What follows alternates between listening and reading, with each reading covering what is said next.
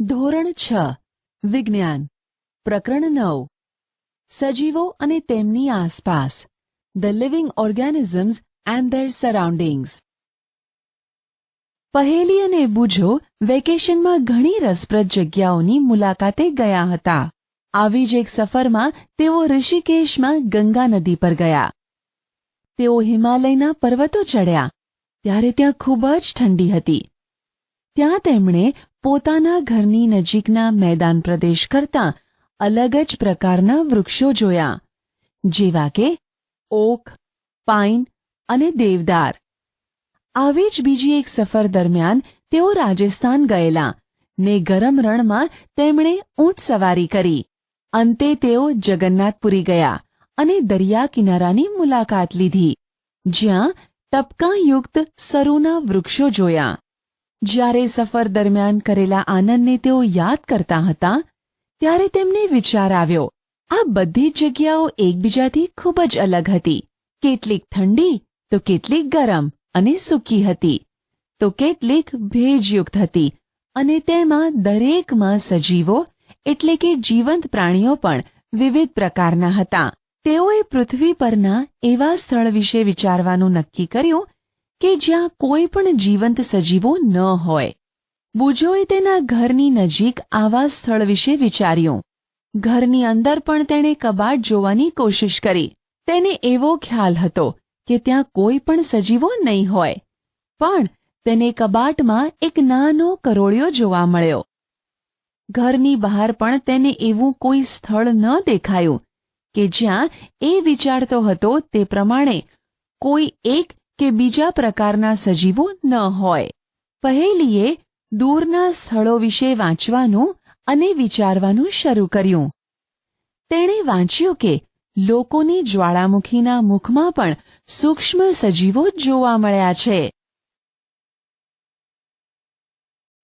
સજીવો અને તેમની રહેવાની આસપાસની જગ્યા.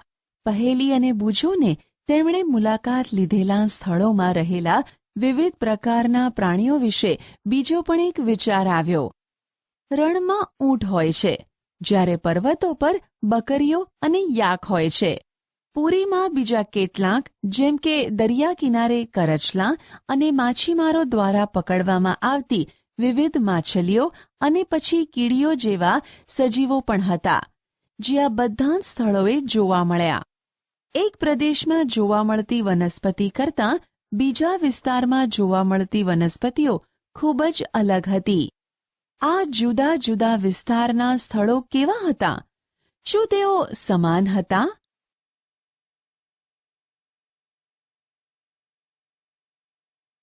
પ્રવૃત્તિ 1. ચાલો જંગલથી શરૂઆત કરીએ. ત્યાં જોવા મળતી વનસ્પતિ, પ્રાણીઓ અને વસ્તુઓ વિશે વિચારો. કોષ્ટક 9.1ની કોલમ 1માં તેની યાદી તૈયાર કરો.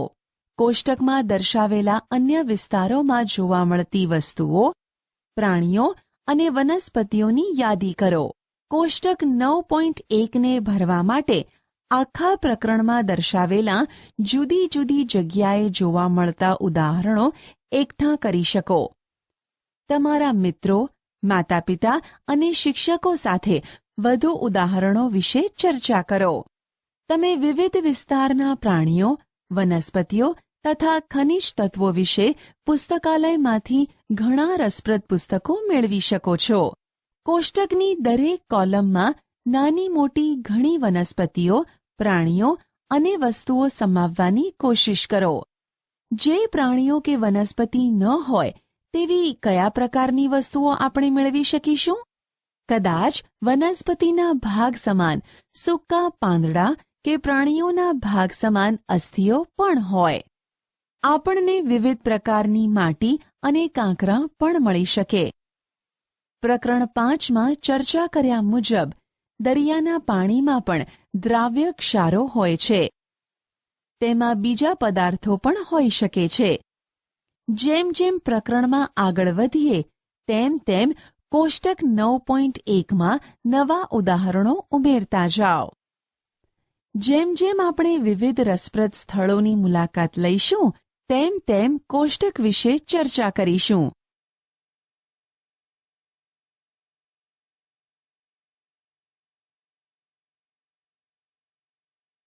નિવાસ સ્થાન અને અનુકૂલન. પ્રવૃત્તિ 1માં યાદી કરેલા પ્રાણીઓમાં તથા વનસ્પતિમાં તમે શું નોંધ્યું? શું તમે તેમાં વિશાળ વિવિધતા જોઈ? કોષ્ટક 9.1માં તમે રણની કોલમ તથા દરિયાની કોલમમાં શું લખ્યું છે તે જુઓ. શું આ 2 કોલમમાં તમે ખૂબ અલગ પ્રકારના સજીવો નોંધ્યા છે? આ 2 વિસ્તારમાં આસપાસના સ્થળો કેવા હશે? દરિયામાં વનસ્પતિ અને પ્રાણીઓ ક્ષારયુક્ત એટલે કે ખારા પાણીથી ઘેરાયેલા હોય છે. તેમાંના મોટા ભાગના પાણીમાં ઓગાળેલી હવાનો ઉપયોગ કરે છે. રણમાં ખૂબ જ ઓછું પાણી ઉપલબ્ધ હોય છે. રણમાં દિવસના સમયે ખૂબ જ ગરમી અને રાત્રે ખૂબ જ ઠંડી હોય છે. રણમાં રહેતા પ્રાણીઓ અને વનસ્પતિઓ રણની રેતીમાં જીવે છે અને તે જ વિસ્તારમાં શ્વાસોચ્છ્વાસ કરે છે. દરિયો અને રણ બંને ખૂબ જ જુદા વિસ્તારો છે અને આપણને આ બંને વિસ્તારોમાં ખૂબ જ અલગ પ્રાણીઓ જોવા મળે છે, ખરું ને? ચાલો દરિયા અને રણના 2 અલગ જ પ્રકારના પ્રાણીઓ ઊંટ અને માછલી વિશે જોઈએ. ઊંટના શરીરની રચના તેને રણની પરિસ્થિતિમાં ટકી રહેવામાં મદદ કરે છે. ઊંટને લાંબા પગ હોય છે જે તેના શરીરને રણની રેતીની ગરમીથી દૂર રાખે છે. તેઓ ખૂબ જ ઓછી માત્રામાં મૂત્રનો ત્યાગ કરે છે. તેમનો મળ સૂકો હોય છે અને તેઓને પરસેવો થતો નથી. ઊંટ ખૂબ જ ઓછા પ્રમાણમાં મૂત્રનો ત્યાગ કરતા હોવાથી તેઓ પાણી વગર ઘણા દિવસો સુધી જીવી શકે છે. ચાલો વિવિધ પ્રકારની માછલીઓને જોઈએ. તેમાંની કેટલીક આકૃતિ 9.3માં દર્શાવેલી છે. માછલીઓ વિવિધ પ્રકારની હોય છે, પણ તમે એ જોયું કે તે દરેકમાં આકારની બાબતમાં સમાનતા રહેલી છે? અહીં દર્શાવેલી તમામ માછલીઓને પ્રકરણ 8માં ચર્ચા કર્યા મુજબ ધારારેખીય એટલે કે સુરેખિત આકાર હોય છે. પાણીની અંદર હલનચલન કરવામાં આ આકાર મદદરૂપ થાય છે. માછલીના શરીર ઉપર ચીકણા ભીંગડા હોય છે. પ્રકરણ 8માં આપણે જોયું કે માછલીઓને ચપટા મીન પક્ષ અને પૂંછડી હોય છે જે તેમને દિશા બદલવા માટે તથા પાણીમાં સંતુલન રાખવામાં મદદ કરે છે. પાણીમાં ઓગાળેલા ઓક્સિજનનો ઉપયોગ કરવા માટે ચૂઈ એટલે કે ઝાલર મદદરૂપ થાય છે. આપણે જોયું કે માછલીની વિશેષતાઓ તેને પાણીમાં જીવવા માટે અને ઊંટની વિશેષતા તેને રણમાં ટકી રહેવામાં ઉપયોગી થાય છે. પૃથ્વી પર જીવન જીવતા પુષ્કળ વૈવિધ્ય ધરાવતા પ્રાણીઓ અને વનસ્પતિઓમાંથી આપણે ફક્ત 2 પ્રાણીઓ જ ઉદાહરણ તરીકે લીધા છે. આ તમામ વિવિધ પ્રકારના સજીવોમાં આપણને એ જોવા મળે છે કે તે દરેક જે વિસ્તારમાં જોવા મળતા હોય છે ત્યાંનું કોઈક લક્ષણ ધરાવતા હોય છે. આવા ચોક્કસ લક્ષણો કે આદતોની હાજરી કે જેના લીધે તે પ્રાણીઓ કે વનસ્પતિને તેમના વિસ્તારમાં જીવવામાં મદદરૂપ થાય છે તેને અનુકૂલન કહે છે. વિવિધ પ્રાણીઓ પોતાના વિસ્તારને વિવિધ રીતે અનુકૂલિત થયેલા હોય છે.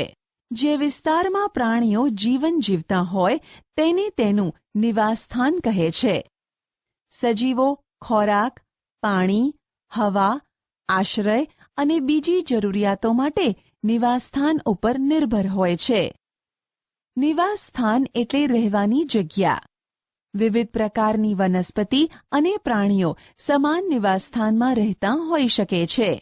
જમીન ઉપર રહેનારા પ્રાણીઓ અને વનસ્પતિઓને ભૂનિવાસમાં રહેલા છે એમ કહેવાય. ભૂનિવાસના કેટલાક ઉદાહરણોમાં જંગલો, ઘાસના મેદાન, રણ, દરિયાકાંઠો અને પર્વતીય વિસ્તારોનો સમાવેશ થાય છે.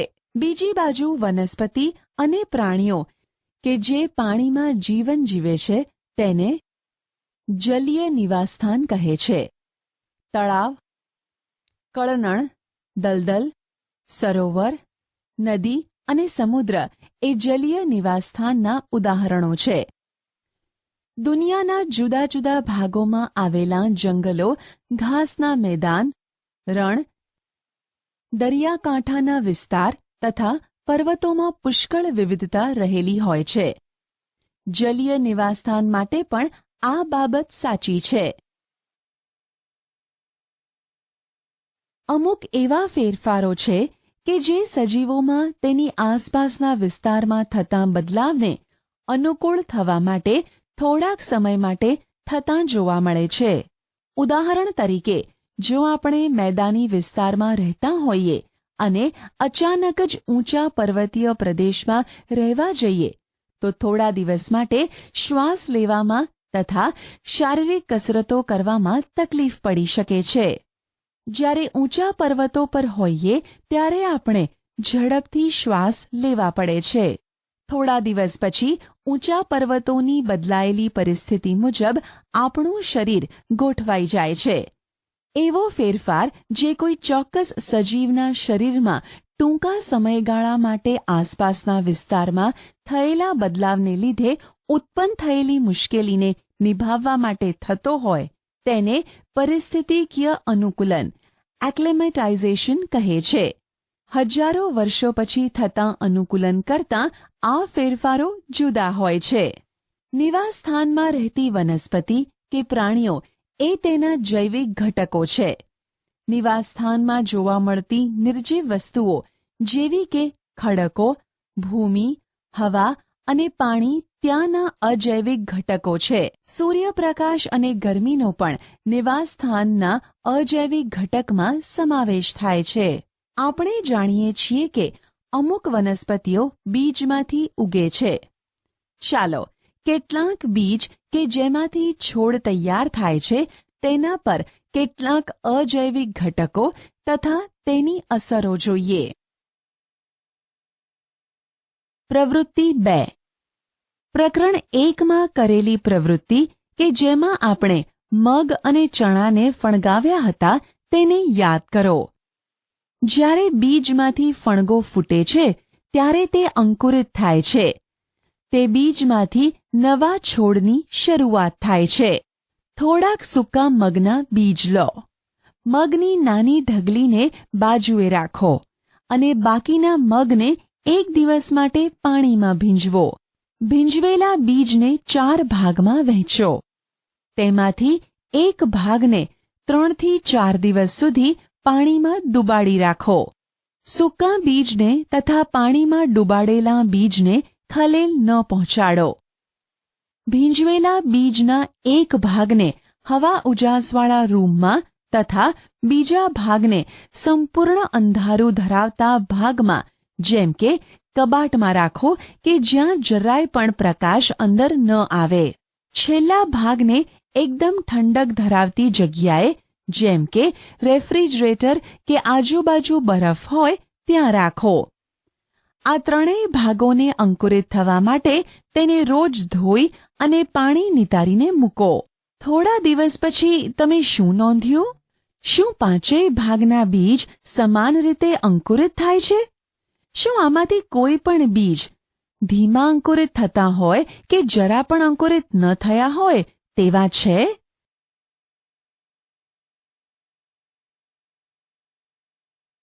વિવિધ નિવાસસ્થાનની સફર.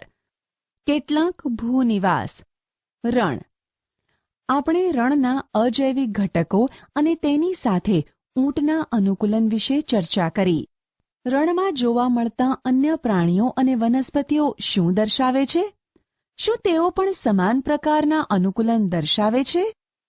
રણમાં ઉંદર અને સાપ જેવા રણના પ્રાણીઓ હોય છે જેને ઊંટની માફક લાંબા પગ હોતા નથી. દિવસની તીવ્ર ગરમીથી બચવા માટે તેઓ રેતીમાં ખૂબ ઊંડે બખોલમાં રહે છે.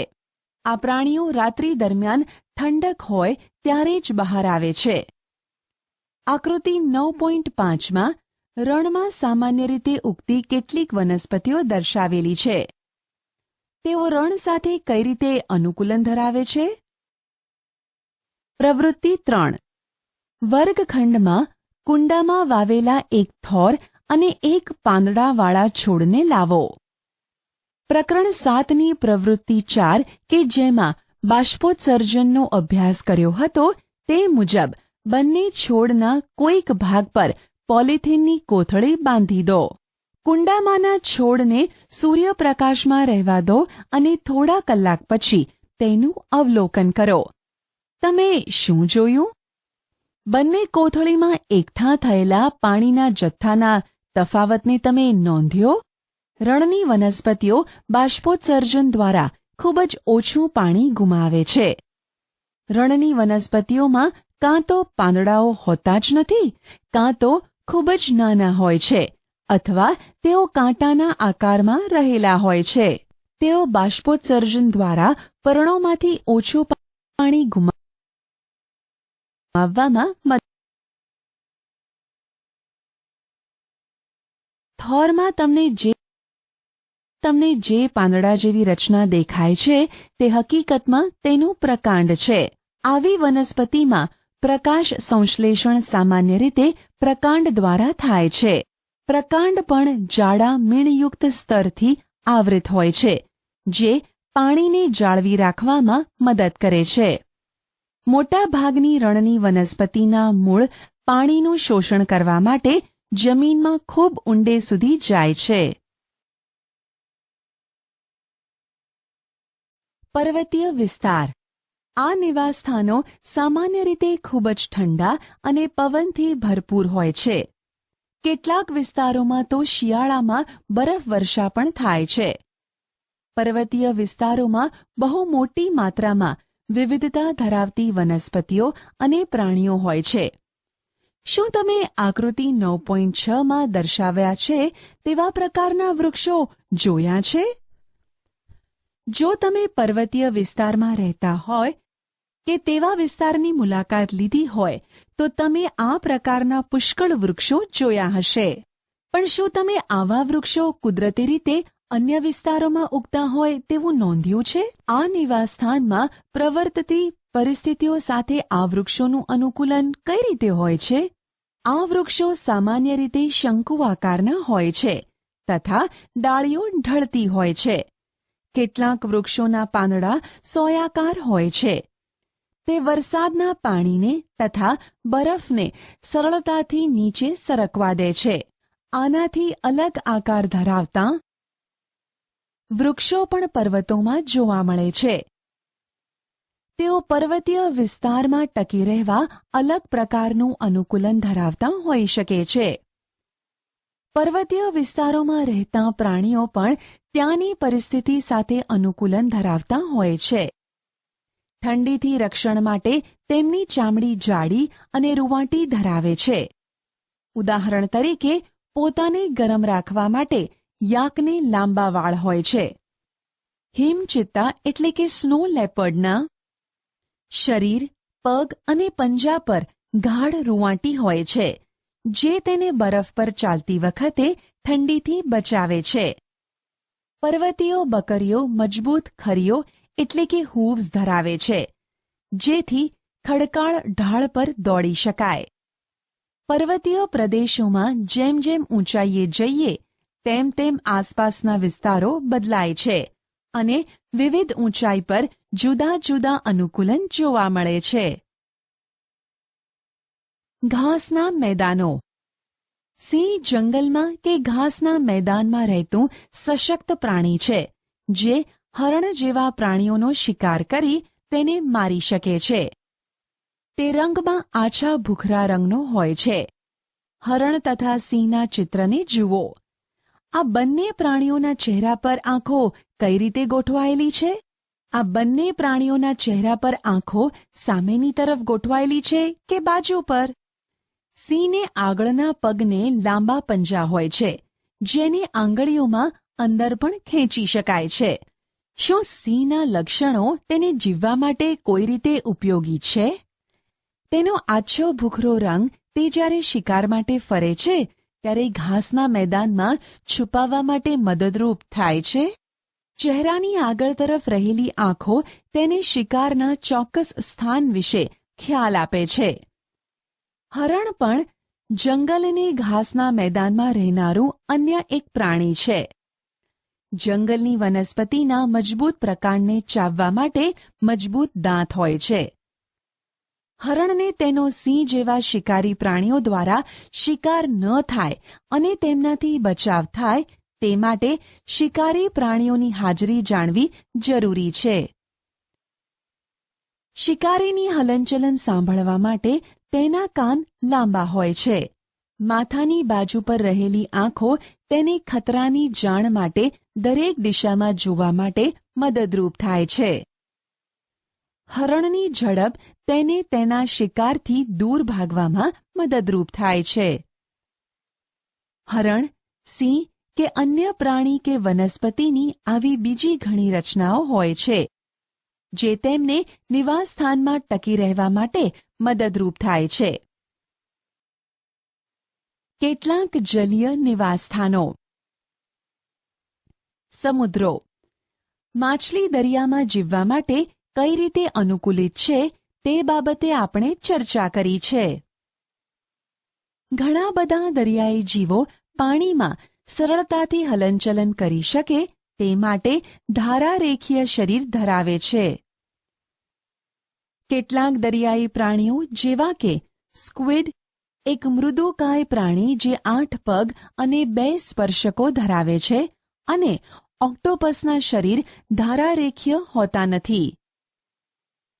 તેઓ દરિયાના તળિયે રહે છે અને જે શિકાર તેમના તરફ ગતિ કરે છે તેને પકડી લે છે.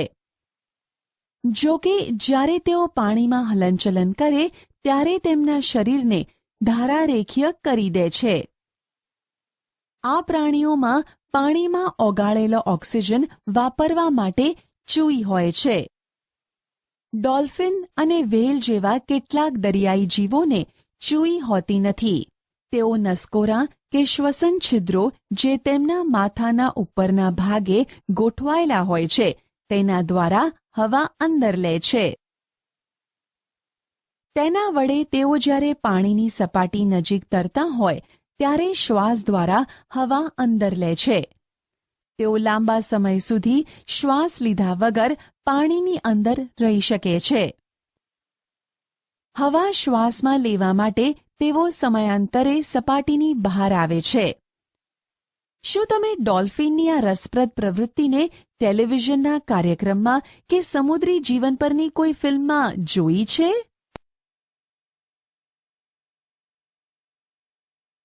તળાવો અને સરોવરો.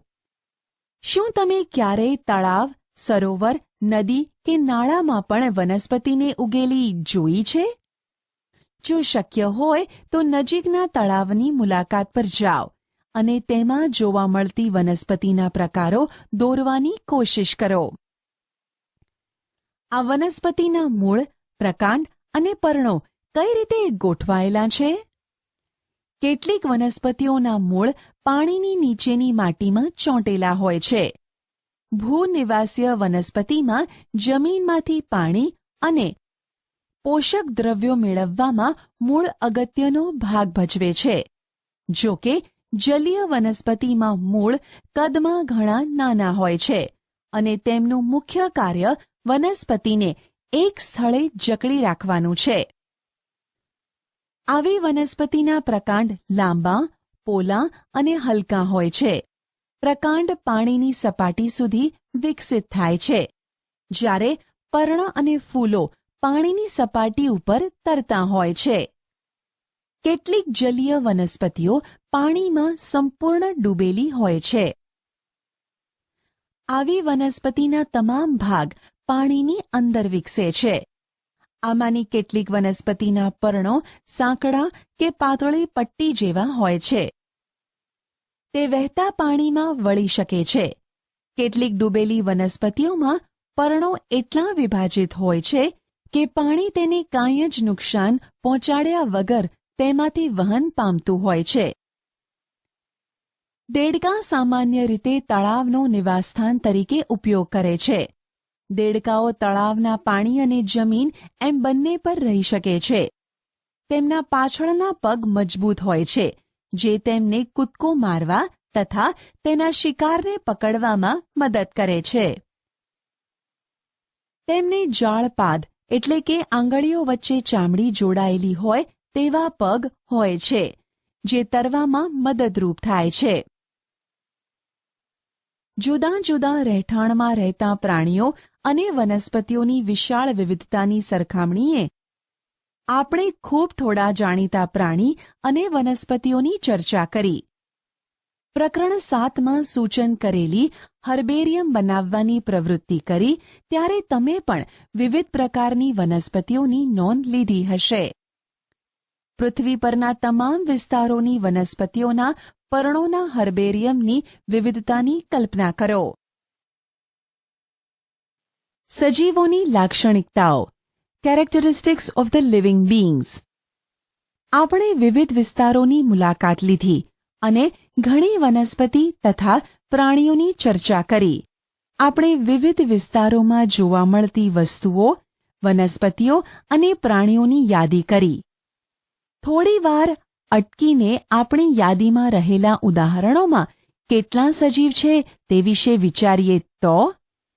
ચાલો જંગલમાંથી મળી આવતા ઉદાહરણોની વાત કરીએ. વૃક્ષો, વેલાઓ, નાના મોટા પ્રાણીઓ, પક્ષીઓ, સાપ, જંતુઓ, ખડકો, માટી, પાણી, હવા, સૂકા પાંદડા, મૃત પ્રાણીઓ, બિલાડીના ટોપ એટલે કે મશરૂમ અને શેવાળ એટલે કે મોસ એ જંગલમાં રહેલી વસ્તુઓના થોડાક ઉદાહરણો છે. આમાંથી કેટલા સજીવ છે? હાલમાં તમારી આસપાસ દેખાતી વસ્તુઓમાં કેટલી સજીવ છે અને કેટલી નિર્જીવ જૂથની છે તે વિશે વિચારો. કેટલાક કિસ્સાઓમાં આપણા માટે તે જાણવું સરળ છે, જેમ કે આપણા ઘરમાં રહેલી ખુરશી ટેબલ જેવી વસ્તુઓ જીવંત નથી. એડવર્ડ લિયર દ્વારા લખાયેલી કવિતા તદ્દન મૂર્ખતાને પહેલી વાંચી રહી હતી. અહીં એ કવિતાનો ભાવાનુવાદ આપેલો છે. ટેબલે ખુરશીને કીધી એક વાત કે આની તને કાંઈ થોડી છે જાણ. ગરમીમાં તાપ કેરો છે બસ સંતાપ, ને પગના ચીરાની તો શું કરું વાત. થયું થોડી જો આપણે બે મારીએ લટાર, તો નાની મોટી કંઈક વાતો બે થાય. ખુલ્લી હવાનીએ મળે મોંઘી સોગાદ, એમ ટેબલે માંડી વાત ખુરશી સંગાત. ખુરશીએ અકળાઈને વાળ્યો જવાબ, આપણા જેવાથી તો કેમે ચલાય. મૂરખ જેવું તું આમ શાને અકળાય, જાણે છે ડગલું નહીં એકેય મંડાય. નિસાસો નાખી પછી ટેબલ ચિલ્લાય કે કોશિશ કરવામાં શું તારું છે જાય. સરખા છે પાયા આપણ બેયની પાસ, શું કામના બે બે પગથી ચલાય. પહેલી અને બૂઝોને કવિતા ખૂબ જ હાસ્યાસ્પદ લાગી, કારણ કે તેઓ જાણે છે કે ખુરશી અને ટેબલ એ જીવંત નથી, કે તે વાત કરી શકે, ચાલી શકે અથવા સામાન્ય રીતે આપણે સામનો કરતા હોય તેવી મુશ્કેલીઓનો સામનો પણ કરે. આપણે જાણીએ છીએ કે ખુરશી, ટેબલ, પથ્થર કે સિક્કો સજીવ નથી. તે જ રીતે આપણે એ પણ જાણીએ છીએ કે આપણે તથા દુનિયાના તમામ લોકો સજીવ છે. આપણે આપણી આસપાસ એકદમ સજીવ હોય તેવા કૂતરા, બિલાડી, વાનરો, ખિસકોલીઓ, કીટકો તથા બીજા કેટલાય પ્રાણીઓ જોઈએ છીએ. કોઈ વસ્તુ સજીવ છે તે આપણે કઈ રીતે જાણી શકીએ? ઘણીવાર એ નક્કી કરવું અઘરું હોય છે. આપણને એવું કહેવામાં આવે છે કે વનસ્પતિ સજીવ છે, પરંતુ તેઓ કૂતરા કે કબૂતરની માફક હલનચલન કરતા દેખાતી નથી. જ્યારે બીજી બાજુ કોઈ ગાડી કે બસ હલનચલન કરે છે, પણ આપણે તેને નિર્જીવ જ ગણીએ છીએ.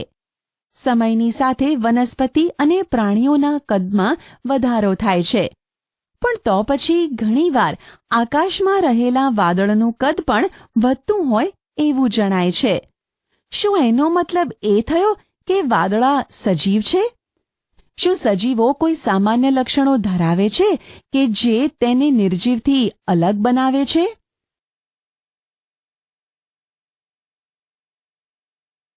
તમે પોતે સજીવ હોવાનું એક અદ્ભુત ઉદાહરણ છો. તમારામાં એવું કયું લક્ષણ છે કે જે તમને નિર્જીવથી જુદા તારવે છે?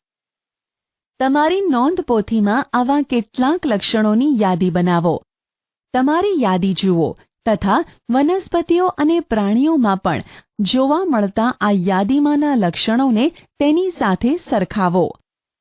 આમાંના કેટલાક લક્ષણો કદાચ બધા જ સજીવોમાં સામાન્ય રીતે જોવા મળે છે. શું બધા જ સજીવોને ખોરાકની જરૂર હોય છે?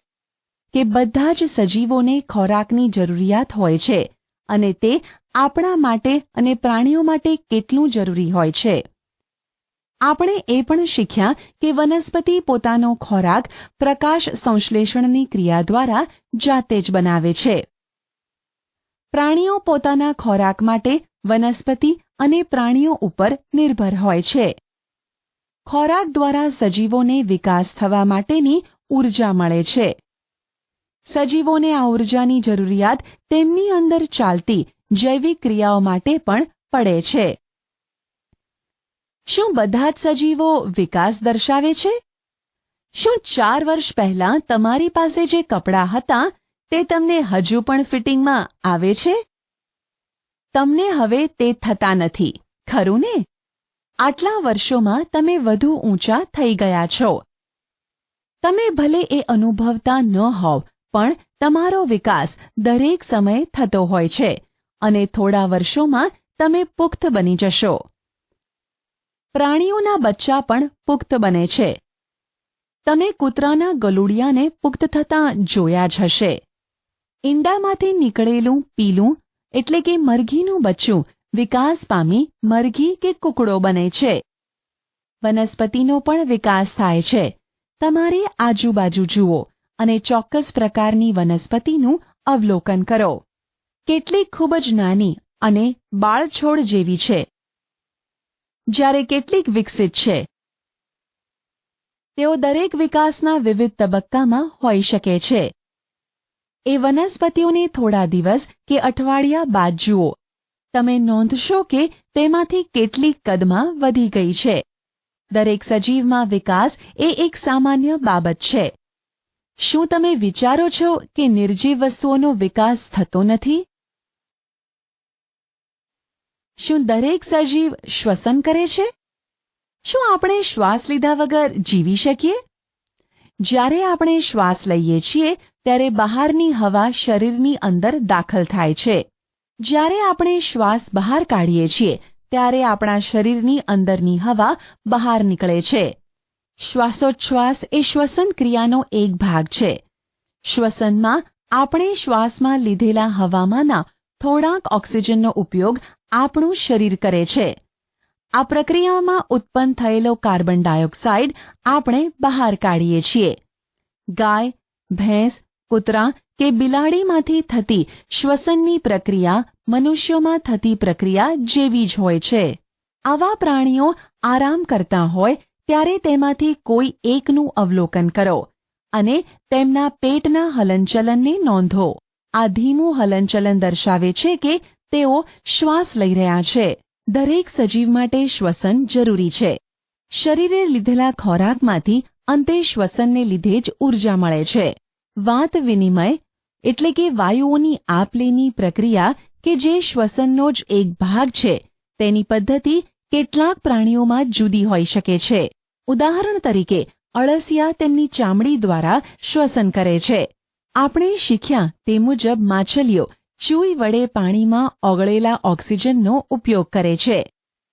પાણીમાં ઓગળેલી હવાના ઓક્સિજનનું શોષણ ચૂઈ કરે છે. શું વનસ્પતિઓ પણ શ્વસન કરે છે? વનસ્પતિમાં સામાન્ય રીતે પર્ણો દ્વારા વાત વિનિમય થાય છે.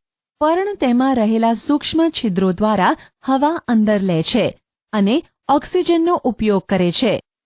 તેઓ હવામાં કાર્બન ડાયોક્સાઇડ બહાર કાઢે છે. આપણે શીખ્યા છીએ કે સૂર્યપ્રકાશની હાજરીમાં વનસ્પતિ હવામાંના કાર્બન ડાયોક્સાઇડનો ઉપયોગ કરીને તેનો ખોરાક બનાવે છે અને ઓક્સિજન બહાર કાઢે છે. વનસ્પતિ તેમનો ખોરાક ફક્ત દિવસના સમયે બનાવે છે, જ્યારે તેમનામાં દિવસ-રાત શ્વસન થાય છે. વનસ્પતિ દ્વારા ખોરાક બનાવવાની પ્રક્રિયા દરમિયાન મુક્ત થતાં ઓક્સિજનનું પ્રમાણ શ્વસન ક્રિયામાં વપરાતા ઓક્સિજન કરતાં વધુ હોય છે. શું દરેક સજીવ ઉત્તેજનાને પ્રતિચાર આપે છે? તમે ખુલ્લા પગે ચાલતા હો ત્યારે પગમાં તીક્ષ્ણ કાંટો ભોંકાય ત્યારે તમે કઈ રીતે પ્રતિભાવ આપો છો? જ્યારે તમે તમારી પસંદગીની કોઈ વાનગી જુઓ કે તેના વિશે વિચારો છો ત્યારે તમને કેવો અનુભવ થાય છે?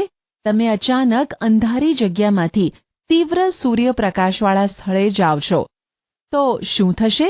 હકીકતમાં આસપાસના તેજસ્વી પ્રકાશ સાથે અનુકૂળ ના થાય ત્યાં સુધી તમારી આંખો આપમેળે તે જ ઘડીએ બંધ થઈ જાય છે. તમારી પસંદગીની વાનગી, તીવ્ર પ્રકાશ અને કાંટો એ આમ તો આસપાસના વાતાવરણમાં બદલાવના ઉદાહરણો છે. આપણે બધા જ આવા બદલાવને તાત્કાલિક પ્રતિચાર આપીએ છીએ. આપણી આસપાસના એવા બદલાવ જે આપણને તેમના તરફ પ્રતિચાર આપવા પ્રેરે છે તેને ઉત્તેજના કહે છે. શું બીજા પ્રાણીઓ પણ ઉત્તેજનાનો પ્રતિચાર આપે છે? જ્યારે પ્રાણીઓને ખોરાક આપવામાં આવે ત્યારે તેમના વર્તનનું અવલોકન કરો. શું ખોરાકને જોતાં જ તેમને અચાનક જ કાર્યશીલ થતા તમે જોયા છે? જ્યારે તમે કોઈ પક્ષી તરફ જાઓ છો ત્યારે તે શું કરે છે? જ્યારે તેજસ્વી પ્રકાશને જંગલી પ્રાણીઓ પર ફેંકવામાં આવે છે ત્યારે તેઓ દૂર ભાગી જાય છે. તેવી જ રીતે જો રસોડાની લાઇટને રાત્રિ દરમિયાન ચાલુ કરવામાં આવે તો વંદાઓ તેમની છુપાવાની જગ્યાઓ તરફ ભાગવાનું શરૂ કરી દે છે.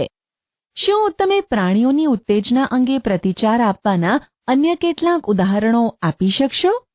શું વનસ્પતિ પણ ઉત્તેજનાને પ્રતિચાર આપે છે?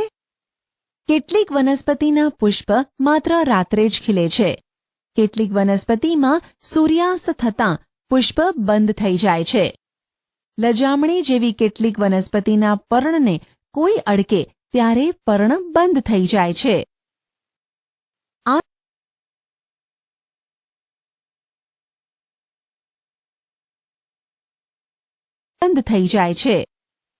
આસપાસના વાતાવરણમાં બદલાવ થતાં જ વનસ્પતિએ તેને આપેલા પ્રતિચારના આ કેટલાક ઉદાહરણો છે. પ્રવૃત્તિ 4. દિવસ દરમિયાન બારીમાંથી થોડીવાર માટે સૂર્યપ્રકાશ દાખલ થતો હોય તેવા રૂમમાં બારીથી થોડો દૂર એક કુંડાવાળો છોડ મૂકો. તે છોડને થોડા દિવસ નિયમિત પાણી આપો. શું ખુલ્લામાં ઉગતા છોડની માફક આ છોડ પણ ટટ્ટાર જ ઉગે છે? જો તે ટટ્ટાર ઉગતો ન હોય તો તે જે દિશામાં વળ્યો હોય તે નોંધો. શું તમને લાગે છે કે આ બાબત કોઈ ઉત્તેજનાના પ્રતિભાવને લીધે થઈ હશે? દરેક સજીવ તેની આસપાસના ફેરફાર તરફ પ્રતિભાવ આપે છે. સજીવો અને ઉત્સર્જન. બધા જ સજીવો ખોરાક લે છે. ખાવામાં આવતો બધો જ ખોરાક હકીકતમાં વપરાતો નથી, પણ શરીર દ્વારા તેનો કેટલોક જથ્થો જ વાપરવામાં આવે છે.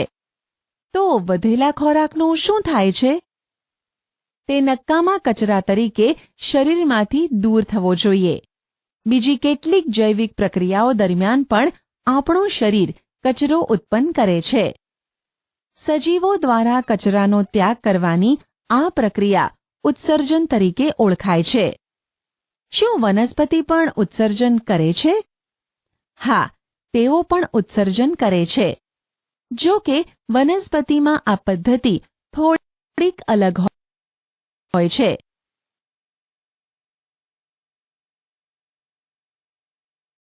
વનસ્પતિમાં પણ કેટલાક નુકસાનકારક અને ઝેરી દ્રવ્યો કચરા તરીકે ઉત્પન્ન થાય છે. કેટલીક વનસ્પતિઓમાં આ નક્કામાં કચરાનો સંગ્રહ વનસ્પતિના જ ભાગ તરીકે તથા વનસ્પતિને નુકસાન ન થાય તે રીતે શક્ય બને છે. કેટલીક વનસ્પતિઓ સ્ત્રાવ સ્વરૂપે નક્કામાં કચરાને દૂર કરે છે. તમામ સજીવોમાં સામાન્ય રીતે જોવા મળતું એક લક્ષણ ઉત્સર્જન છે. શું દરેક સજીવ તેમના જેવો જ સજીવ ઉત્પન્ન કરે છે? શું તમે ક્યારેય કબૂતર જેવા કોઈ પક્ષીઓના માળા જોયા છે? ઘણા પક્ષીઓ માળામાં તેમના ઈંડા મૂકે છે. કેટલાક ઈંડાનું સેવન થઈને તેમાંથી બચ્ચાં બહાર આવે છે. પ્રાણીઓ તેમના જેવો જ સજીવ ઉત્પન્ન કરે છે. પ્રજનનનો પ્રકાર કદાચ વિવિધ પ્રાણીઓમાં જુદો હોઈ શકે છે. કેટલાક પ્રાણીઓ તેમના બચ્ચાને ઈંડા દ્વારા ઉત્પન્ન કરે છે. કેટલાક પ્રાણીઓ બચ્ચાને જન્મ આપે છે. વનસ્પતિ પણ પ્રજનન કરે છે. પ્રાણીઓની જેમ વનસ્પતિઓ પ્રજનનની પદ્ધતિઓને લઈને જુદી પડે છે. ઘણી વનસ્પતિઓ બીજ દ્વારા પ્રજનન કરે છે. વનસ્પતિ બીજ ઉત્પન્ન કરે છે, જે અંકુરિત થઈ નવા છોડમાં વિકસિત થાય છે. કેટલીક વનસ્પતિઓ બીજ સિવાયના ભાગમાંથી પણ ફરી ઉત્પન્ન થઈ શકે છે, જેમ કે પ્રાંકુર સાથેનું બટાકું નવા છોડને ઉત્પન્ન કરી શકે છે. વનસ્પતિઓ કલમ દ્વારા પણ ઉત્પન્ન થાય છે. શું તમે જાતે આ રીતે છોડને ઉગાડવાનું પસંદ કરશો? પ્રવૃત્તિ 5. ગુલાબ કે મહેંદીના છોડની કોઈ કલમ એટલે કે ત્રાંસી કાપેલી ડાળી લો. તેને માટીમાં દબાવી નિયમિત પાણી આપો. થોડા દિવસ પછી તમે શું નોંધ્યું? કલમ વડે છોડ ઉગાડવા કદાચ સરળ નથી. જો તમારી કલમ ઉગે નહીં તો નિરાશ થશો નહીં. જો શક્ય હોય તો કલમને છોડ તરીકે વિકાસ કરવા માટે લેવામાં આવતી સંભાળ વિશે માળી સાથે વાત કરો. સજીવો પ્રજનન દ્વારા તેમના જેવા જ અન્ય સજીવો ઉત્પન્ન કરે છે. વિવિધ સજીવોમાં પ્રજનન જુદી જુદી રીતે થાય છે. શું બધા જ સજીવો હલનચલન કરે છે? સજીવોના હલનચલનની વિવિધ રીતો વિશે આપણે પ્રકરણ 8માં ચર્ચા કરી. તેઓ એક સ્થળેથી બીજા સ્થળે જાય છે અને બીજા શારીરિક હલનચલન પણ દર્શાવે છે. વનસ્પતિ માટે શું કહેશો? શું તેઓ પણ હલનચલન કરે છે? સામાન્ય રીતે વનસ્પતિઓ મૂળ વડે જમીન સાથે જકડાયેલી હોય છે, માટે તે એક સ્થળથી બીજા સ્થળ સુધી સ્થળાંતરણ કરતી નથી. જો કે તેમના દ્વારા સંશ્લેષિત ખોરાક તથા પાણી, ખનિજો વગેરે વનસ્પતિના એક ભાગમાંથી બીજા ભાગ તરફ જાય છે. શું તમે બીજા કોઈ પ્રકારનું હલનચલન વનસ્પતિમાં નોંધ્યું છે? પુષ્પનું ખીલવું અને બંધ થવું?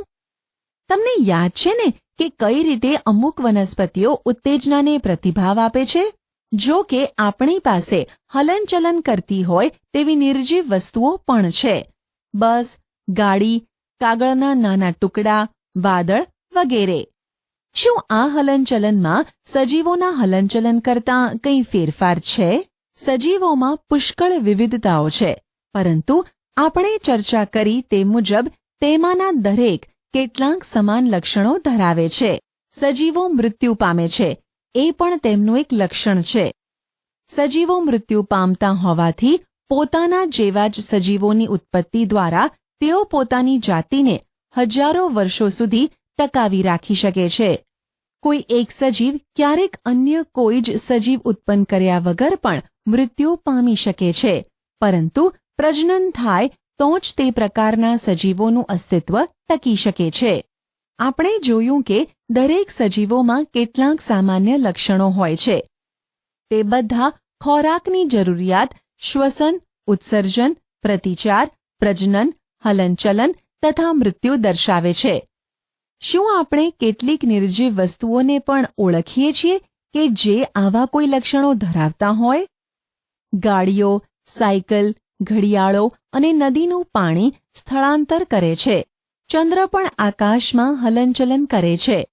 આપણી નજરની સામે જ વાદળ આકાશમાં કદમાં મોટું થાય છે. શું આવી વસ્તુઓને સજીવ કહેવાશે? આપણે જાતને જ પૂછીએ કે શું આ બધા પદાર્થો સજીવોની બીજી બધી ખાસિયતો ધરાવે છે? સામાન્ય રીતે જે સજીવ હોય તે આપણે ચર્ચા કરેલા તમામ લક્ષણો ધરાવે છે, જ્યારે નિર્જીવ વસ્તુઓ તે જ સમયે આ બધા જ લક્ષણો ધરાવતા નથી. શું આ બાબત હંમેશા સાચી છે? શું સજીવો હંમેશા આપણે ચર્ચા કરેલા તમામ લક્ષણો દર્શાવે જ છે? શું નિર્જીવ વસ્તુઓ હંમેશા બધા જ લક્ષણો એકસાથે દર્શાવવાને બદલે તેમાંના થોડાક જ દર્શાવે છે? આ બાબતને વધુ સારી રીતે સમજવા માટે ચાલો એક ચોક્કસ ઉદાહરણ જોઈએ. કોઈ એક બીજ, દાખલા તરીકે મગ લો. શું તે જીવંત છે? તે મહિનાઓ સુધી દુકાનમાં પડ્યા રહે છે, તો પણ તે વિકાસ કે જીવંત હોવાનું કોઈ જ લક્ષણ દર્શાવતા નથી. જો કે આપણે તે જ બીજને લઈને માટીમાં વાવીએ, તેને પાણી આપીએ, તો તે સંપૂર્ણ છોડ તરીકે વિકાસ પામે છે. શું આ બીજ દુકાનમાં હતું ત્યારે તેને ખોરાકની જરૂર પડી? તેને ઉત્સર્જન કર્યું, વિકસ્યું કે નવા સજીવનું ઉત્પાદન કર્યું? આપણે જોયું કે એવા કિસ્સાઓ પણ હોય છે જેમાં આપણે સરળતાથી એવું નથી કહી શકતા કે આપણે ચર્ચા કરેલા તમામ લક્ષણો તેમાં હાજર છે, જેથી તેને સજીવ કહી શકાય. તો જીવન શું છે? ઘઉંના કોથળામાં તમારો હાથ છેક ઊંડે સુધી નાખો. શું અંદર તમને હૂંફાળું લાગ્યું? ઘઉંના કોથળાની અંદર થોડી ગરમી પેદા થાય છે.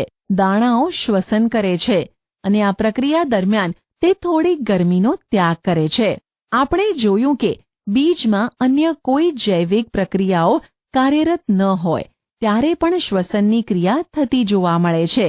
આપણા પ્રશ્ન તો પછી જીવન શું છે તેનો જવાબ આપવો સરળ નથી. જો કે આપણી આસપાસના તમામ વિવિધતાસભર સજીવોને જોતા તેવું તારણ કાઢી શકાય કે જીવન સુંદર છે.